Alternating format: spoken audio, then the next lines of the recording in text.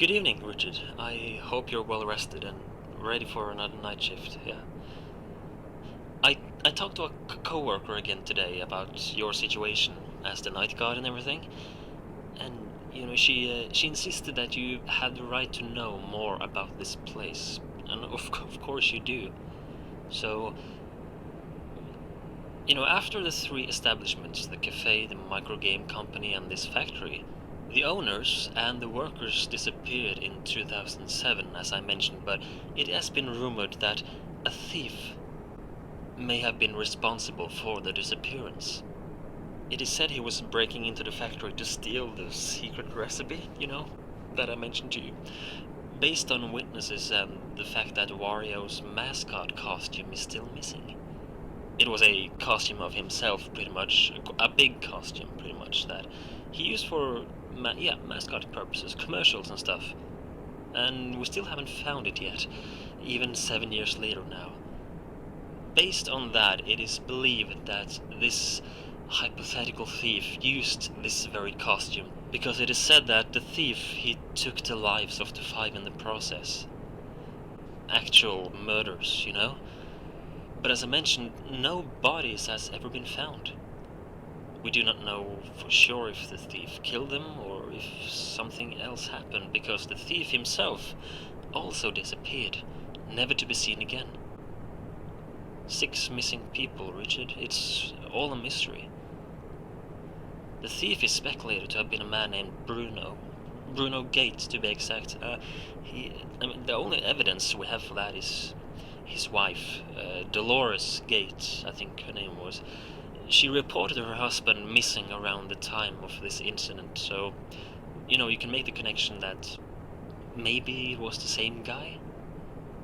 Of course, these are only rumors, yeah, but if we're being honest, that's why the door mechanic was installed in our office in the first place. We don't want anything like that to happen, ever again.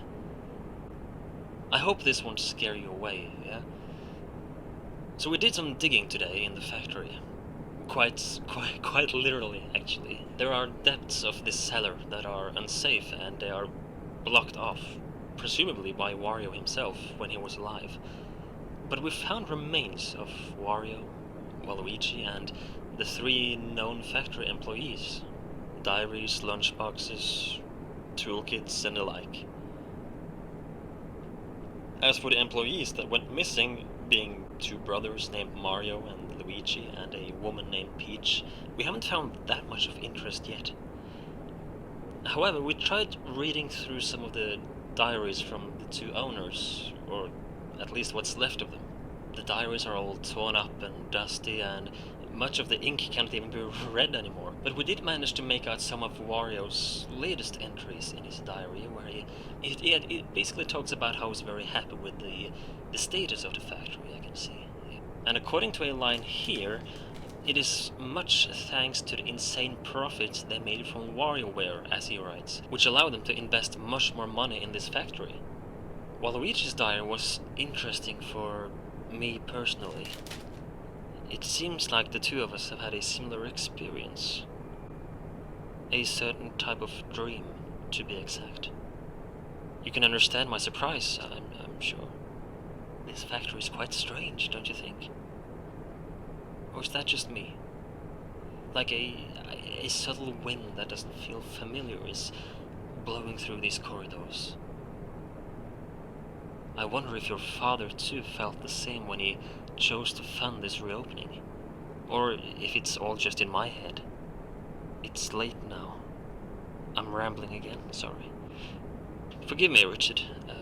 Tell me if you have any questions, yeah? Have a good night.